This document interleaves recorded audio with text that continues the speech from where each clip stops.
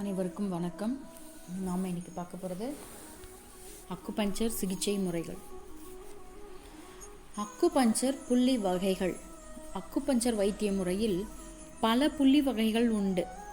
அவை எச்சரிக்கை புள்ளிகள். முதலில் பார்ப்பது எச்சரிக்கை புள்ளிகள், அதாவது அலாரம் பாயிண்ட்ஸ்.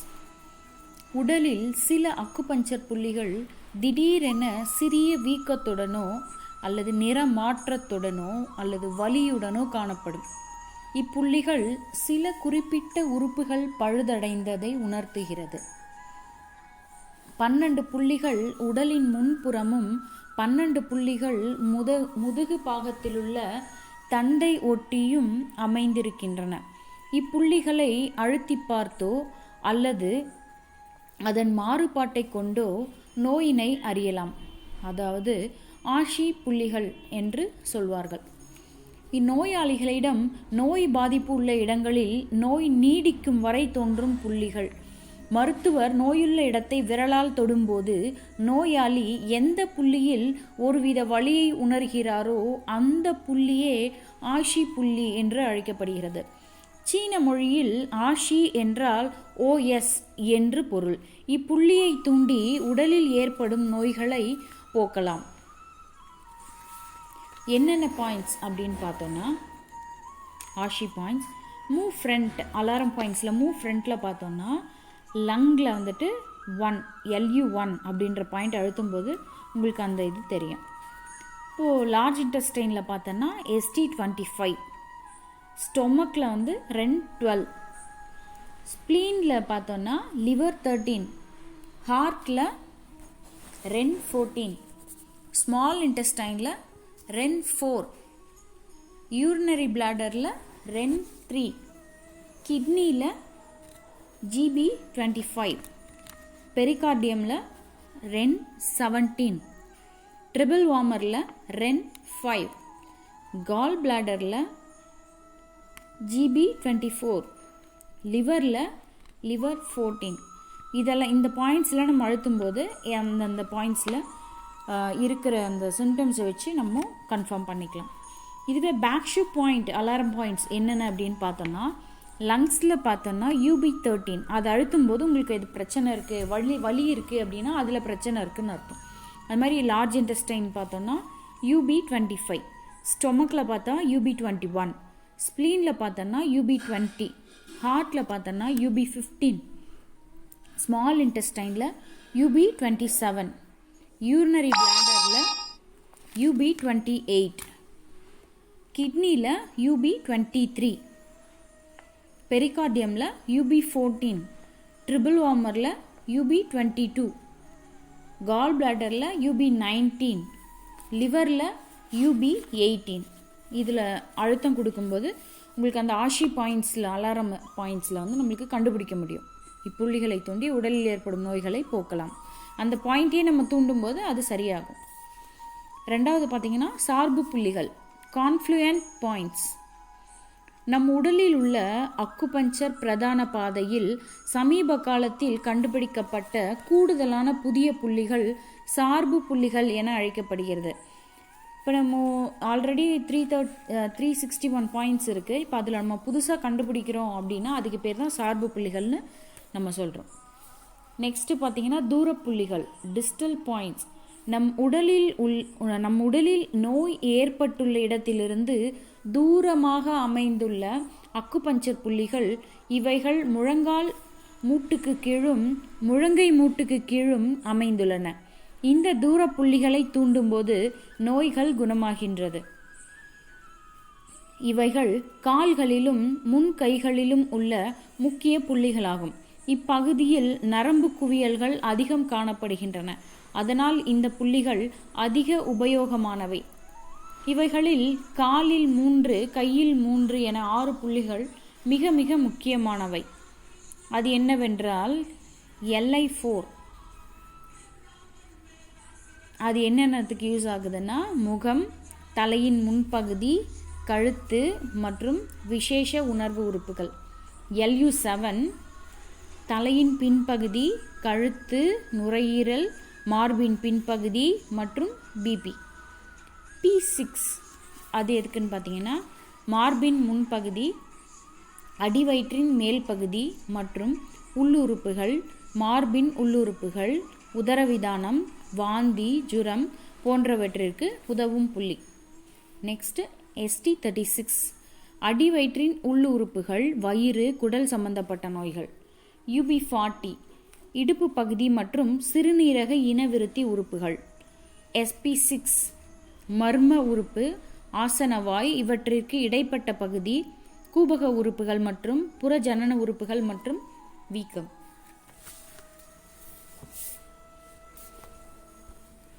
அடுத்தது பார்த்தீங்கன்னா ஜிங்கல் புள்ளிகள், ஜிங்கல் பாயிண்ட்ஸ். அக்குபஞ்சர் பாதைகளில் கை, கால், விரல் நுனிகளில் தொடங்கி மற்றும் முடியும் புள்ளிகள் ஜிங்கல் புள்ளிகள் என்று அழைக்கப்படுகின்றன. இந்த புள்ளிகளில் ஊசி ஏற்றும் போது அதிசயத்தக்க மாற்றங்கள் ஏற்படும். முக்கியமாக மயக்க நிலை, நீண்ட நாட்களாக மயக்க நிலையில் உள்ளவர்கள், அதாவது கோமா, திடீரென ஏற்படும் இருதய அடைப்பு மற்றும் சில அவசர நிலைகளில் இந்த புள்ளிகள் உடனடியாக பலன் கொடுத்து உயிரை காப்பாற்றும் அதிசயத்தக்க புள்ளிகள். அதாவது LU1 அப்படின்னா அந்த ஃபஸ்ட்டு பாயிண்ட் முடிகிறது, 14 அப்படின்றப்போ அது முடிகிற பாயிண்ட். அந்த மாதிரி ஒன்றுத்துக்கும் ஸ்டார்டிங் பாயிண்ட், எண்டிங் பாயிண்ட் இருக்கும். அந்த பாயிண்ட்ஸ் தான் வந்து ஜிங்கல் புள்ளிகள் அப்படின்னு சொல்கிறோம்.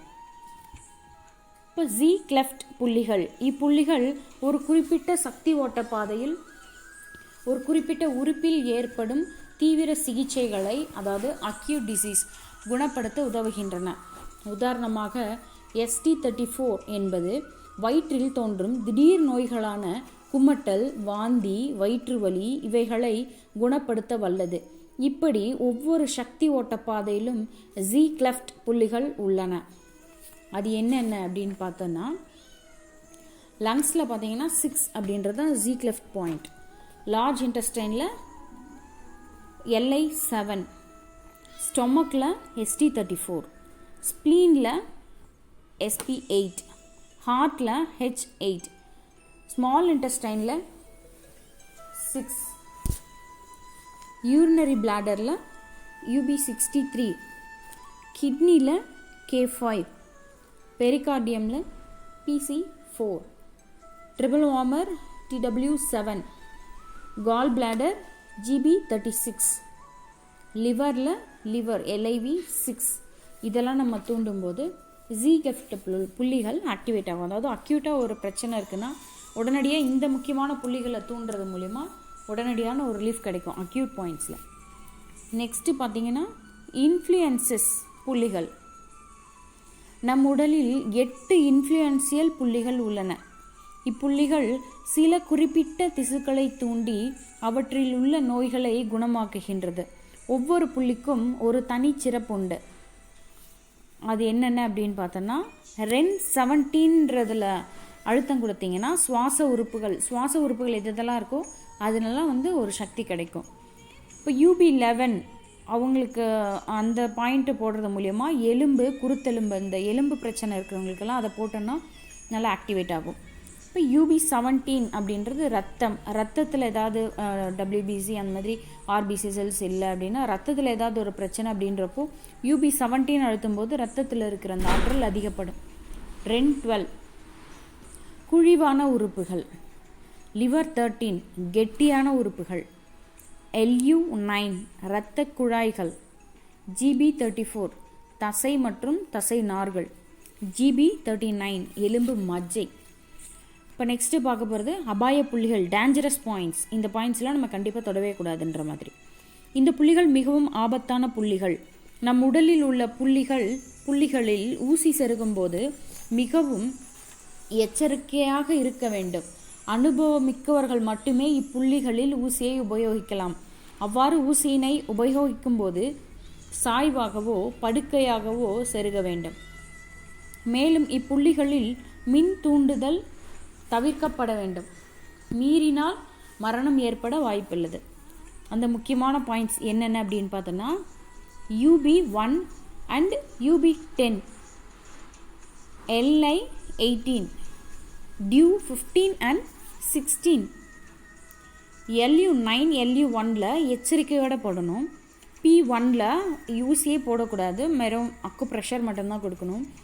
LIV3ல் குறைந்த இரத்த அழுத்த புள்ளி, அதாவது இது ரொம்ப ரத்தத்தை வந்து அந்த ப்ரெஷரை வந்து ரொம்ப லோ பண்ணிவிடும். SP4 UB67 அது வந்து போடணும் அப்படின்னா அது வந்து கருச்சிதைவு ஏற்படும் அபாயம் உள்ளது. ஸோ கர்ப்பிணி பெண்களுக்கு போடக்கூடாது. ஹார்ட் ஒன் பாயிண்டில் வந்து ஊசியே போடக்கூடாது.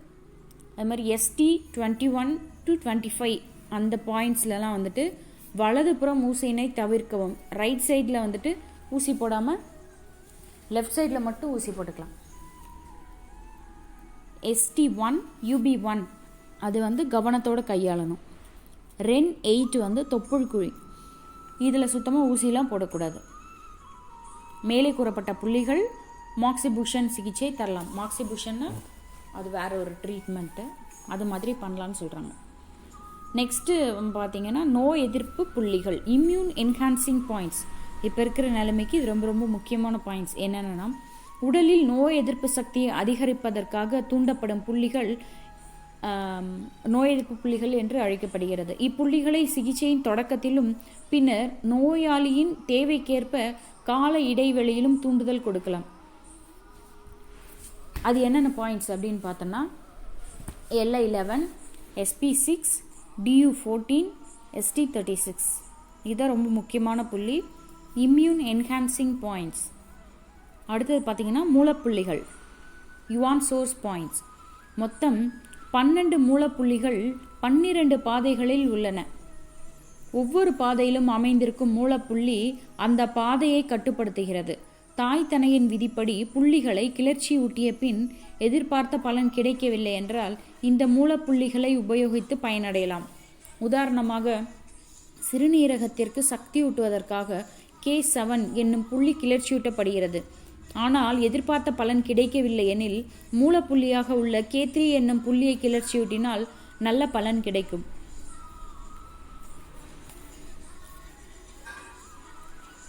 இதைப் போலவே மற்ற ஊக்குவிக்கும் புள்ளிகளுக்கு பதிலாக மூலப்புள்ளிகள் அக்குபஞ்சர் வைத்தியத்தில் பயன்படுத்தப்படுகிறது. அது என்னென்ன மூலப்புள்ளிகள்லாம் என்னென்ன அப்படின்னு பார்த்தோம்னா லங்கில் பார்த்தா LU9 அதுதான் மூலப்புள்ளி. லார்ஜ் இன்டெஸ்டைனில் பார்த்தீங்கன்னா 4, ஸ்டொமக்கில் ST42, ஸ்ப்ளீனில் SP3, ஹார்ட்டில் H7, small இன்டெஸ்டைனில் SI4, urinary பிளாடரில் UB64, கிட்னியில் K3, பெரிகார்டியமில் PC7, ட்ரிபிள் வார்மரில் TW4, கால் பிளாடரில் GB40, லிவரில் LIV3. இதுதான் மூலப்புள்ளிகள். அடுத்தது இணைக்கும் புள்ளிகள், லியோ கனெக்டிங் பாயிண்ட்ஸ் அப்படின்னா என்னென்னா ஒவ்வொரு ஜோடி பாதையையும் இணைக்கும் புள்ளிகளாகும். நம் உடலில் உள்ள மெரிடியனில் மொத்தம் 15 புள்ளிகள் உள்ளன. உதாரணமாக உடலில் உள்ள 6 ஜோடி பாதைகளில் நுரையீரல் பெருங்குடல் இரண்டும் ஒரு ஜோடி ஆகும்.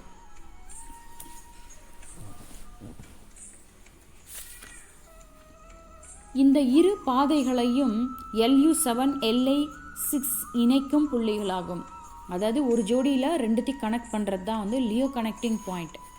அது என்னென்ன புள்ளிகள் லியோ கனெக்டிங் பாயிண்ட் அப்படின்னு பார்த்தோம்னா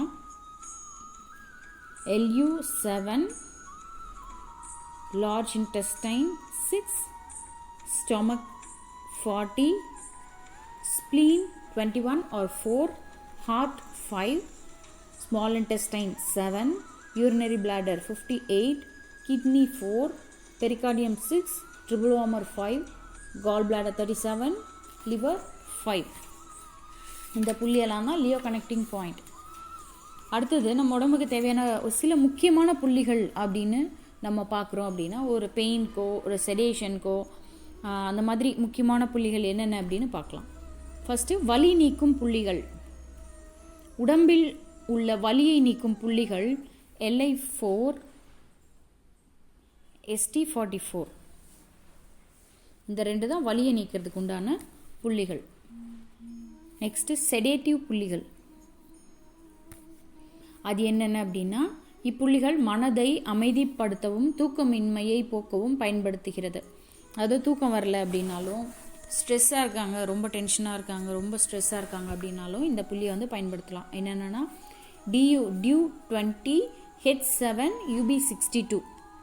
இப்போ வீக்க புள்ளிகள், ஏதாவது ஒரு விஷயமா வீக்கமாக இருக்குது அப்படின்னா இதை பயன்படுத்தலாம். உடலில் உள்ள வீக்கங்களை போக்குவதற்கு பயன்படுத்துகிறது.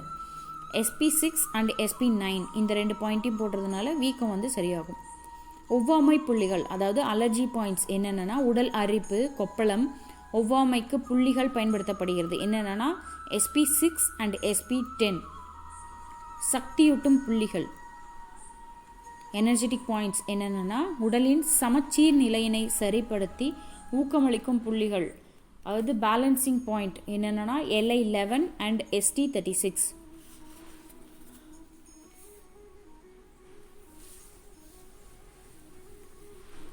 அடுத்தது நோய் எதிர்ப்பு சக்தி புள்ளிகள்.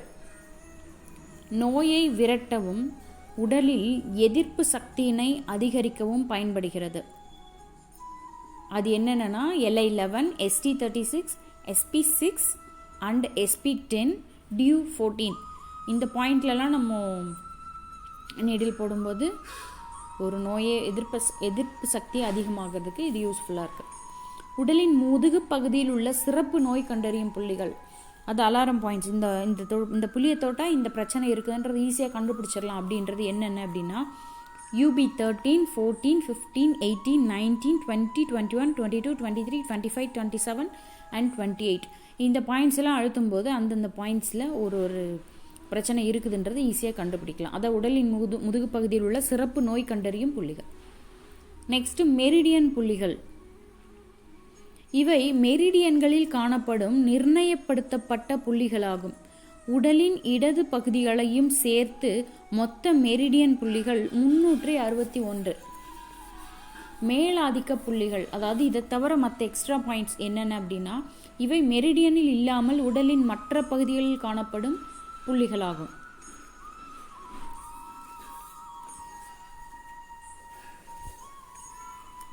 நெக்ஸ்ட் எப்படி வந்து இந்த அடிப்படையான அளவு எப்படி நம்ம கண்டுபிடிக்கிறது? அக்குபஞ்சர் வைத்திய முறையின் அடிப்படை அளவுகள் என்னென்னா சுன் அல்லது கண் அப்படின்னு சொல்லுவாங்க. சுன் அல்லது கண் என்பதே அக்குபஞ்சர் வைத்தியத்தில் பயன்படுத்தப்படும் அளவு ஆகும். உடல் முழுவதும் பரவியுள்ள அக்குபஞ்சர் புள்ளிகளை இந்த அளவினை கொண்டு கண்டறியலாம். ஒவ்வொரு மனிதனின் உடலின் அளவு வெவ்வேறாக இருக்கும். இதனை கருத்தில் கொண்டு அம்மனிதனின் கை விரல்களின் அளவே அவர்களின் நோயினை தீர்க்கும் உடல் அளவாக கணக்கிடப்படுகிறது. அதாவது அவங்கவுங்க உடம்புல இருக்கிற அவங்கவுங்க விரல் தான் வந்து அவங்கவுங்க உடம்ப அளவு எடுக்கிறதுக்கு உண்டான ஒரு அளவுகோல். அக்குபஞ்சரின் புள்ளிகளை அறிய உதவும் கருவி சுனோமீட்டர் எனப்படுகிறது. புள்ளிகளை அறிய பல வகையான அளவுகள் உள்ளன. அவற்றை இங்கு பட்டியலிடுகிறேன். என்னென்ன அப்படின்னா 0.5 சுன் அப்படின்னா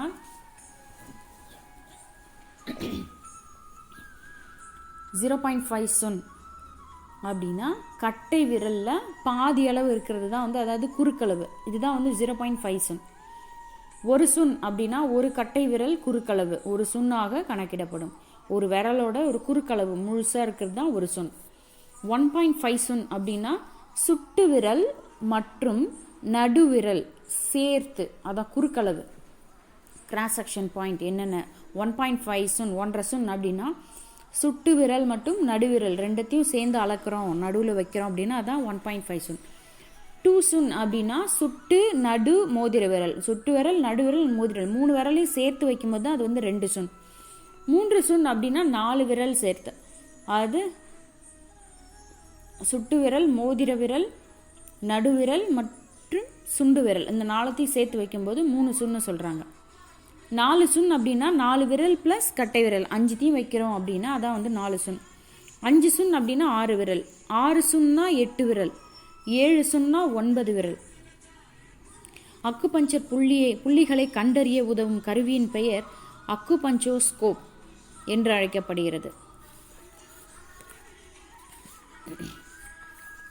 அக்குபஞ்சர் சிகிச்சை ஊசிகளும் அதன் வகைகளும் என்னென்ன டைப்ஸ் ஆஃப் நீடில்ஸ் வந்து இருக்குது அப்படின்றத பார்க்கலாம். நம் முன்னோர்கள் நோய்களை தீர்க்க கூர்மையான கற்களையும் மூங்கில் மற்றும் கூரிய உபகரணங்களையும் பயன்படுத்தி நோயினை குணப்படுத்தியுள்ளனர். இன்றைய சூழ்நிலையில் அக்குபஞ்சர் வைத்தியத்தில் பல்வேறு உலோகங்களால் ஆன பல வகையான ஊசிகள் நடைமுறையில் பயன்படுத்தப்படுகின்றன.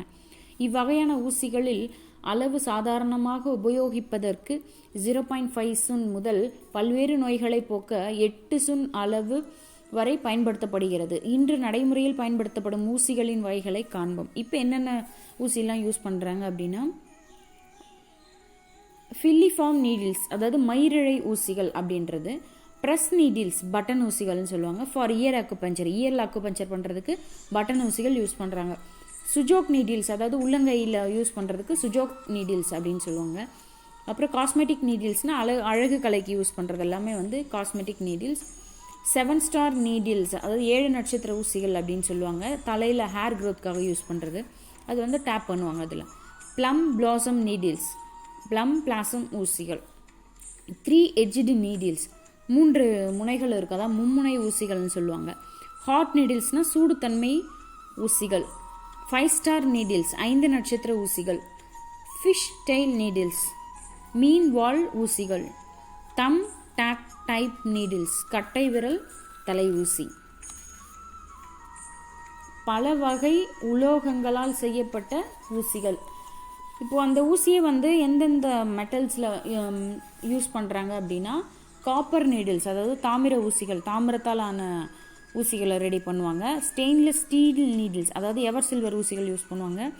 சில்வர் நீடில்ஸ், வெள்ளி ஊசிகள், குளிர் உடம்பிற்கு, அதாவது அவங்க ரொம்ப குளிர்ச்சி தன்மையாக இருக்காங்க அப்படின்னா ஹீட் ஆக்கிறதுக்காக சில்வர் நீடில்ஸ் யூஸ் பண்ணுவாங்க. கோல்டன் நீடில்ஸ் வந்து தங்க ஊசிகள், அதாவது ரொம்ப ஹீட்டாக இருக்கும் ஒருத்தருக்கு அப்படின்னா அவங்களுக்கு வந்து தங்க ஊசிகளை யூஸ் பண்ணுவாங்க. பிளாட்டினம் நீடில்ஸ், பிளாட்டினம் ஊசிகள் யூஸ் பண்ணுவாங்க. இப்போ மயிரிழை ஊசிகள், இந்த ஊசிகள் வந்து பல அளவுகளில் பல்வேறு உலோகங்களால் செய்யப்பட்டு கிடைக்கின்றது. இன்று நடைமுறையில் அதிகமாக புழக்கத்தில் பயன்படுத்துவது இவ்வகையான ஊசிகளே. இந்த ஊசிகளின் தடிமன் கூடுதலாகவும் குறைவாகவும் தேவைக்கேற்ப கிடைக்கின்றது. பட்டன் ஊசிகள், பிரஸ் நீடில். தொடர் சிகிச்சைக்கு இவ்வகை ஊசிகள் பயன்படுத்தப்படுகின்றன. இந்த ஊசிகளை நோயாளியின் உடம்பில் பொருத்தி பிளாஸ்டிரினால் மூடி 5 முதல் 7 நாட்கள் வரை அப்படியே இருக்கச் செய்யலாம். இதனால் எவ்வித பின் விளைவுகளும் இல்லை. நாட்பட்ட நோய்களுக்கு இவ்வகை ஊசிகள் பயன்படுத்தப்படுகின்றன. இயர் அக்குபஞ்சருக்கு இது யூஸ் பண்ணுவாங்க. நட்சத்திர ஊசிகள், தோல் நோய், மரத்து போதல், தலை வழுக்கை போன்ற நோய்களுக்கு இவ்வகை ஊசிகள் பயன்படுத்தப்படுகின்றன. சுஜோக் ஊசிகள், சுஜோக் நீடில்ஸ், இவை சிறிய அளவு உள்ள ஊசிகளாகும். இவை சுஜோக் அக்குபஞ்சர் வைத்திய முறையில் கைகளில் ஏற்றுவதற்கு பயன்படுத்தப்படுகின்றன. சூடாக்கப்பட்ட ஊசிகள், ஹாட் நீடில்ஸ், இவை பிளாட்டினத்தால் ஆனவை. புற்றுநோய், தைராய்டு கட்டிகள் போன்ற நோய்களுக்கு பயன்படுத்தப்படுகின்றது. இந்த ஊசிகளை சூடாக்கி பாதிக்கப்பட்ட இடத்தில் குத்திவிட்டு பின்பு உடனே எடுக்க வேண்டும். அதிக நேரம் வைக்கக்கூடாது. ஊசிகளை சுத்தப்படுத்தும் விதம், இதெல்லாம் இப்போ அவ்வளோ யூஸ் பண்ணுறதில்ல. ஒன்ஸ் யூஸ் தான் எல்லோரும் யூஸ் பண்ணுறாங்க. இருந்தாலும் தங்கம், பிளாட்டினம், வெள்ளி அந்த நீடில்ஸ் நம்ம தூக்கி போட முடியாது. அதனால் அந்த ஊசிகள் எல்லாத்தையும் எப்படி க்ளீன் பண்ணுறது அப்படின்றத பார்க்கலாம். 70% ஆல்கஹாலில் 30 நிமிடங்கள் ஊற வைக்க வேண்டும். வெந்நீரில் ஊசியினை சூடாக்கக்கூடாது. ஆட்டோ கிளீனிங் மெஷினில் சுத்தம் செய்யலாம். சர்ஜிக்கல் ஸ்பிரிட்டில் சுத்தம் செய்யலாம். ஊசி முனைகள் கூர்மையாக உள்ளதா என கவனிக்கவும். கைகளை நன்றாக சுத்தம் செய்த பின்னரே ஊசியினை தொட வேண்டும். ஊசியோட அளவும் அது பயன்படுத்துகிற அந்த எந்தெந்த பகுதியில் பயன்படுத்தலாம் அப்படின்றத பற்றி சொல்கிறாங்க. 0.5 சுன் அப்படின்றத உடம்பு அக்குபஞ்சருக்கு, 0.1, 2 இதெல்லாம் வந்து உடம்பு அக்குபஞ்சருக்கு சாதாரணமாக யூஸ் பண்ணலாம். தொடை பகுதிக்கு என்னென்ன யூஸ் பண்ணலாம், 2, 2.5, 3 அதெல்லாம் வந்து தொடை கொஞ்சம் சதை ஜாஸ்தியாக இருக்கிறதுனால அங்கே வந்து 3 வரைக்கும் யூஸ் பண்ணலாம். 3.5 வந்து உடம்பு அக்குபஞ்சருக்கும் யூஸ் பண்ணலாம். 4 and 4.5 வந்து அறுவை சிகிச்சைக்காக இதெல்லாம் யூஸ் பண்ணுவாங்க. ஊசியினை உபயோகிக்கும் முறை எப்படி வந்து இதை ஊசியெல்லாம் யூஸ் பண்ணலாம் அப்படின்னா, ஆள்காட்டி விரலையும் கட்டை விரலையும் கூட்டி ஊசியை பிடிக்க வேண்டும். அதாவது ஆள்காட்டி விரல், கட்டை, இந்த 2 விரலை தான் அந்த ஊசியை பிடிக்கணும். அது சின்முத்ரா அதில் யூஸ் பண்ணணும். தேர்ந்தெடுத்த அக்குபஞ்சர் புள்ளியில் ஊசியின் நுனியை வைத்து மெதுவாக உள்ளே செலுத்தி மேலும் கீழும் ஊசியை கொண்டு திருக வேண்டும். ஊசி ஏற்றப்பட்டதும் அக்குபஞ்சர் புள்ளியில் ஒருவித அறியக்கூடிய, அதாவது வலியையும் மரத்து போகும் தன்மையையும் கனமான தன்மையையும் ஒரு வகையான நிரம்பிய தன்மையையும் ஊசி குத்திய இடத்தில் நோயாளி உணர்வார். சரியான புள்ளியை தேர்ந்தெடுத்து ஊசியை அளிக்கும்போது நோயாளிக்கு வலி தெரியாது. இருப்பினும் ஒரு சில புள்ளிகளில் வலி ஏற்படத்தான் செய்யும். அந்த புள்ளிகள் கால் பாதத்திலும் முகத்திலும் மற்றும் காதுகளிலும் உள்ளன. அக்குபஞ்சர் வைத்தியத்தில் முதலில் எவ்வித புள்ளிகளை பயன்படுத்த வேண்டும் என்கிற வரைமுறை உள்ளது. ஏனெனில் நோயாளிகள் எவ்வித முறையினை பின்பற்றியுள்ளார், எத்தனை கால மருத்துவ வகைகளை உட்கொண்டுள்ளார், அதாவது மருந்துகளை உட்கொண்டுள்ளார் மற்றும் அவர்களின் உடல் தன்மை எத்தகையது, ஏதேனும் கடும் நோய்களினால் பாதிக்கப்பட்டுள்ளாரா அல்லது அதிர்வுகளையும் மின் சக்தியினையும் தாங்கும் திறன் உடையவர்தானா, சர்க்கரை மற்றும் இருதய நோயினால் பாதிப்பு உள்ளானவர்களா போன்றவற்றினையும் மற்றும் அக்குபஞ்சர் வைத்திய முறையினை தொடர்ந்து செய்யக்கூடிய வாய்ப்புகள் உள்ளவரா என்பதை அறிவது அவசியம். இவ்வாறு அறிந்த பிறகே அக்குபஞ்சர் வைத்தியத்தினை மேற்கொள்வது சிறப்பான முறையாகும். பின்வரும் விவரத்தினை நோயாளிகளிடம் வரிசையாய் பயன்படுத்த வேண்டுகிறேன். முதலில் நாடியினை பார்த்த பிறகு ஆஷி புள்ளியினை தொட்டு பார்த்து உணர்ந்து நோயாளிகளின் வெளிப்பாட்டினை வைத்து நோயினை தீர்மானிக்கவும். பின்னர் உடலை சமநிலைப்படுத்தக்கூடிய புள்ளி, அது ஹோமியோஸ்டாட்டிக் பாயிண்ட்ஸை நோயாளிக்கு பயன்படுத்தவும். தொடர்ந்து செல்வாக்கு புள்ளி, அதாவது இன்ஃப்ளூயன்சியல் பாயிண்டை உபயோகிக்க வேண்டும். அடுத்ததாக வலி நிவாரண புள்ளியை நன்கு இயக்கிவிட வேண்டும். இதைத் தொடர்ந்து நோய் எதிர்ப்பு புள்ளியினையும் மற்றும் ஒவ்வாமை புள்ளியினையும், அதாவது லோக்கல் அண்ட் டிஸ்டல் பாயிண்ட்ஸையும் இயங்க செய்ய வேண்டும். கடைசியாகத்தான் நோய்க்கான புள்ளியை உபயோகிக்க வேண்டும். இதன் தொடர்ச்சியாக டானிஃபிகேஷன் ஆர் செடேஷன் புள்ளியினையும் நோயின் தன்மைக்கேற்ப பயன்படுத்த வேண்டும். இறுதியாக நிர்ணயிக்கப்பட்ட நேரத்திற்கு பின்பு ஊசி சிகிச்சையினை தவிர்க்கவும். ஊசி திருகப்படும் முறைகள், அது எப்படி ஸ்டிமுலேஷன் பண்ணலாம் அப்படின்னா, கையினால் தூண்டும் முறை, கையில் ஸ்டிமுலேட் பண்ணுறது ஹேண்ட் ஸ்டிமுலேஷன், மேலும் கீழும் அசைக்கும் முறை லிஃப்டிங், மேலே கீழே பண்ணலாம். அது மாதிரி பெருவிரல் ஆட்காட்டி விரல் நடுவில் பிடித்து அசைக்கவும். அதாவது பெருவிரல் ஆள்காட்டி விரலுக்கு நடுவில் அந்த ஊசியை பிடிச்சிட்டு மேலே கீழே லைட்டாக குத்தணும். கொஞ்சமாக வெளியில் வந்துடக்கூடாது, உள்ளுக்குள்ளே வச்சுட்டு லைட்டாக மேலே கீழே அசைக்கணும். அப்புறம் சுற்றுதல், அதை ரொட்டேட் பண்ண அப்படியே லைட்டாக அந்த 2 ஆள்காட்டி விரல் கட்டை விரலை வச்சு லைட்டாக அப்படியே திருகணும். முன்னும் பின்னும் சுற்றும்போது ஒரே சீராக சுற்ற வேண்டும். இல்லையேல் ஊசியை வெளியே எடுக்கும்போது வலியுடனும் இரத்தப்போக்குடனும் பிடிப்போடும் வர நேரிடும். இடைவிடாது திருகுதல், கண்டினியூஸாக திருகிட்டே இருக்கிறது ட்ரீட்மெண்ட் முடிகிற வரைக்கும், அந்த மாதிரி. அப்புறம் மேலும் கீழும் உருட்டுதல், அப் அண்ட் டவுன். ஊசியின் தலைப்பாகத்தில் லேசாக தட்டுதல், சும்மா அப்படி ஸ்னாப் பண்ணனாக்கா அதில் வைப்ரேஷன் வரும், அதுதான். மின் தூண்டுதல், இன்னும் எலக்ட்ரிக்கல் ஸ்டிமுலேஷன் மூலியமாகவும் அதை நம்ம தூண்டி விடலாம். அக்குபஞ்சர் புள்ளிகளை விரைவாக கிளர்ச்சியடைய வைப்பதற்கு பயன்படுத்தப்படும் பேட்டரியால் இயங்கும் மின்கருவி எலக்ட்ரிக்கல் ஸ்டிமுலேட்டர் என்று அழைக்கப்படுகிறது. அக்குபஞ்சர் புள்ளிகளில் சொருகப்பட்டிருக்கும் சாதாரண அக்கு ஊசியுடன் அக்கருவியை இணைத்துவிட்டால் அப்புள்ளிகள் விரைவாக கிளர்ச்சி அடைந்து விடுகிறது.